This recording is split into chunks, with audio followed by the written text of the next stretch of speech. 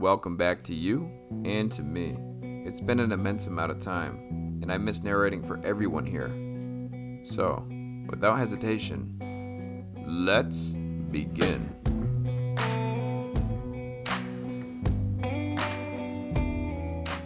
So, I'm currently a sophomore in college, and the bar scene here is pretty big. Going out for the night to get special deals on alcohol so you can get plastered with your friends is kind of a go-to. Despite this, I'm not a huge drinker and don't enjoy it a lot because it tastes so bad and it hurts my stomach. I do enjoy the company though, and often just go out to be with my friends or meet new people. A lot of the times I'm called the dad of the group because I end up taking care of all of them. That's the prelude to what happened when I decided to go out with them one Friday night. So we got all dressed up, pre-gaming a bit at my friend Q's apartment before we Ubered downtown to one of our pretty well-known college clubs. After we got in, my friends immediately split off into tiny groups, combing over the club for girls they wanted to try their shot at spending the night with. This is going to make me sound weird, but one-night stands aren't really my thing, and I don't want to end up cockblocking my friends, so instead of looking for girls, I usually find someone at the bar to make friends with. I was chatting with some dude that was wearing a cowboy hat when eventually a girl approached me. She was pretty cute, probably 5'6" with dirty blonde hair and eyes that I think were light brown, but they were so light that it almost looked gold, which threw me off a bit. She asked if she could buy me some drinks in exchange for being her friend for the night, and I, of course, accepted, because hey, that's why I came here anyway, right? Anyway, she kept her word and we started talking to each other, and she introduced herself as Alexia, but to call her Alex. I asked her some basic stuff about if she came with friends, if she went to college here, etc., to which all the answers were no. That struck me as pretty odd and honestly pretty unsafe to be in the downtown area alone as a girl at like 1 a.m. in the morning. She said she wanted to hear about me though, and actually seemed pretty excited to listen.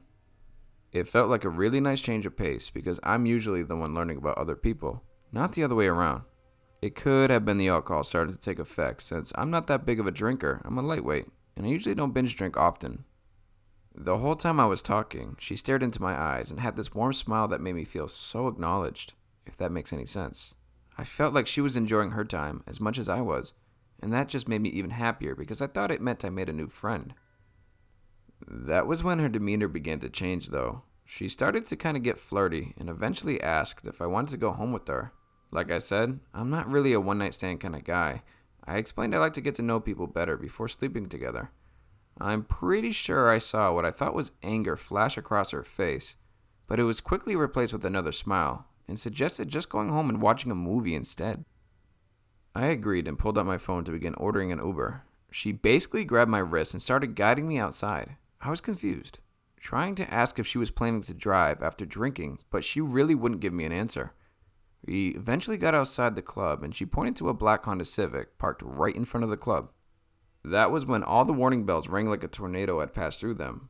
I was pretty drunk at this point in the night, maybe 6 or 7 drinks deep, but I was still aware enough to see the red flags. She said she had come alone, but the lane the car was parked in was only for pickups, and I never saw her order an Uber. Somebody would have had to be driving that car. This was enough to make me uncomfortable, and I asked again if she was planning to drive the car. She said yes and continued walking me closer. I knew that was a bald-faced lie, and as we got closer, my heart sank. I noticed the outline of 3 other guys in the car. At that point, my adrenaline kicked in. I yanked my hand away from her and said, "There's no way in hell I'm getting in that car with you." She tried begging me one more time, saying she really wanted to have sex and would let me do whatever I wanted, but I already turned around and started going back to the club. She started cussing me out, practically screaming at the top of her lungs as I walked back to the bouncers to go in. I texted my friends what happened, and we all met back up and went home. It was obvious she was going to college bars, trying to get guys drunk before offering to sleep with them, so she can get them in that car with 3 other men to rob them or do God knows what else. I called my city's anonymous tip line and left a detailed description of the girl, car, and place it happened. That night was a real wake-up call for me, and I'm so thankful despite being drunk that night, I was able to piece together what was happening before it was too late. And please, remember to always be safe when going out with friends, especially when it's late at night or if alcohol is involved.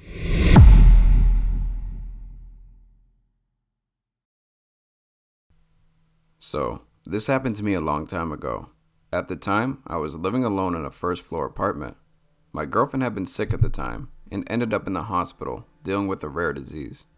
She recovered fine from it, but during those few weeks of my life was pretty much go to work, go to the hospital to be with her, come back home for dinner, and then bed. It was a Friday night, and I was alone, so I decided to distract myself by reading and watching some videos on YouTube. Hours passed, and at 3 a.m., I was in bed with my iPad in hand, almost falling asleep. And then I heard it. I knew that sound pretty well. Outside, right in front of my bedroom door, there was a long corridor that leads directly to the kitchen. This apartment was in a building built in the 50s, and that kitchen door was old and had become slightly bent. That meant whenever you turned the doorknob to open the door, it would snap out of place with a distant clack sound. That was the sound I had just heard. A lot of thoughts were running through my mind at the moment. Had I dreamt it in my semi-sleeping state? Or maybe the sound was real, but what happened was the doorknob's internal mechanism broke and it opened by itself. Of course, maybe someone was in my house and just opened the door. At this point, my heart was racing and I started considering my options. I had a broomstick next to my bed. You may ask why I had it there, and to be honest, I had it exactly because I lived alone and thought one day I might be in a situation like this where I would need a weapon. My girlfriend even used to joke about this, but I guess my paranoia was now paying off in the most unfortunate of situations. So I decided I was going to take the stick in one hand and grab my cell phone in the other. I would open my bedroom door while calling 911, and if no one else was in my apartment, I would just apologize to the operator on the other end and explain my situation. However, back in those days, my cell phone wasn't yet a smartphone, and it had an interesting feature. Even though I never used it, if you pressed a couple specific keys, it would start ringing like someone was calling you. It was meant to be used if you wanted to simulate like you were getting a phone call to get out a boring conversation or a tough situation. Clumsily, I pressed those keys and the phone started ringing. I quickly shut it up, but now it had become clear inside the apartment that I was awake. If someone was outside my bedroom, they certainly heard it. What was going to happen? I stopped for a few seconds to hear my surroundings. Nothing. It was dead quiet. I decided to continue with my plan. I dialed 911 with one hand, raised the broomstick in the other, and quickly opened the door. As soon as I did that, someone sprinted in front of me into the corridor and quickly got into the kitchen, closing the door behind them.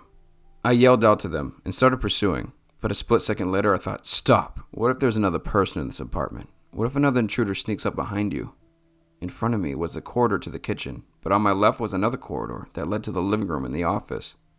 The office had a light on, so I knew the intruder had been there, but I didn't know if he had any company. I took a step back into the entrance of my room so that I wouldn't be caught off guard. Sir, are you there? The 911 operator was calling me to the phone. I quickly explained to him what was happening. I gave him my address, and he told me the police were on their way.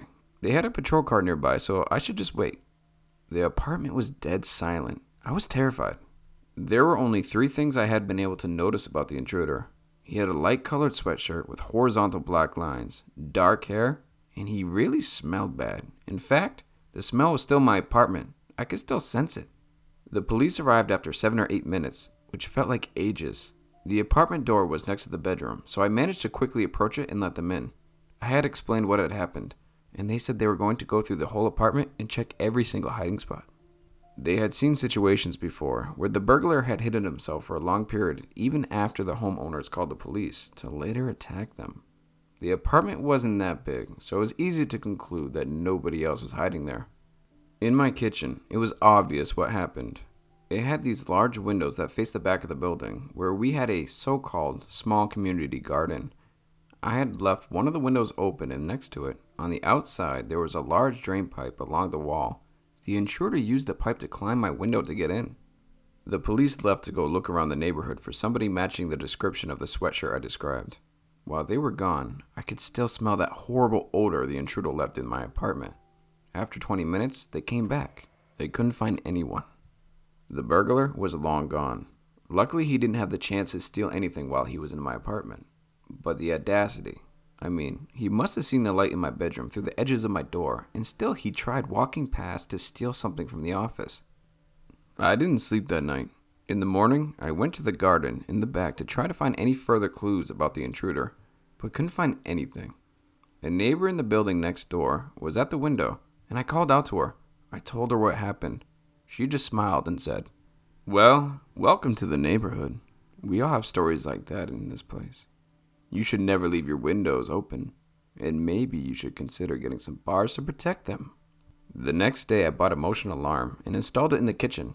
I never had another experience like that in that apartment, but, to be honest, I'd never slept the same way in that bedroom. Traumatized by those events, at night, I would fear hearing again the sound of the kitchen door snapping out of its place.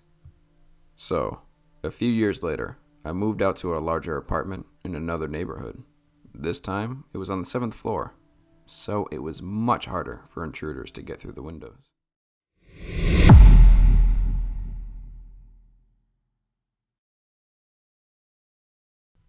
A few years back, when I was 17 years old and I went to a party, everything was alright until the host started getting really intense and creepy. By that point, it was around 3 a.m., and I was pretty drunk. I decided to call an Uber to avoid any advancements from this insistent guy. The Uber shows up, and I try to sober up when I get in. The driver starts making small talk with me, and in the state I was in, I failed to see the red flags.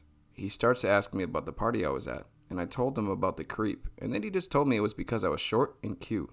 He then asked my age, and sensing a weird vibe from him, I told him I was a minor, thinking this would deter him from any further advancements, but it turns out that was a horrible idea. He was driving pretty recklessly on the highway, and I snapped out of my drunken stupor real fast. He then asked me to get drinks with him the same night and told me he really liked me. I quickly told him I'd get grounded if I stayed out any later and that my mother was awake and waiting for me at home.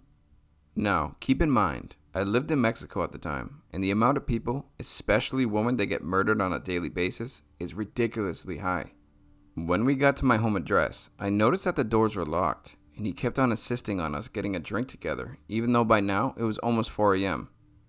I tried to act as nice as possible when I told him I couldn't go out that night, and then he asked for my phone number and told me that we can go out the next day. So not being the first time that some creep had asked me for my number, I gave him my number but changed the last digit so he couldn't actually contact me. But then he actually dialed the phone number as I was getting out of the car. Of course my phone didn't ring, and he started getting agitated and said I gave him the wrong number. I played drunk and stupid, and recited my number again, but actually said the correct one. In order for him to think that he heard the last number wrong, he chuckled and said it was his bad, and told me we'd see each other the next day. I made my way into my house and immediately woke up my mom because I was terrified. She managed to calm me down and told me to go to sleep, so I went to the bedroom and started putting on my pajamas. This is when I heard my phone ringing. The Uber driver was trying to video call me, and I lost my shit when I saw that on my screen. I immediately denied the call and noticed he sent me about 15 messages asking what time he could pick me up and why I wasn't replying.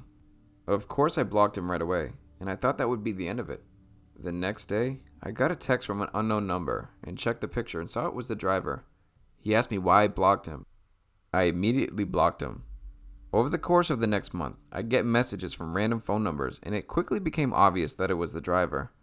I would always block him, but eventually I reported him on the Uber app and changed my number. Only problem is, he knows where I live.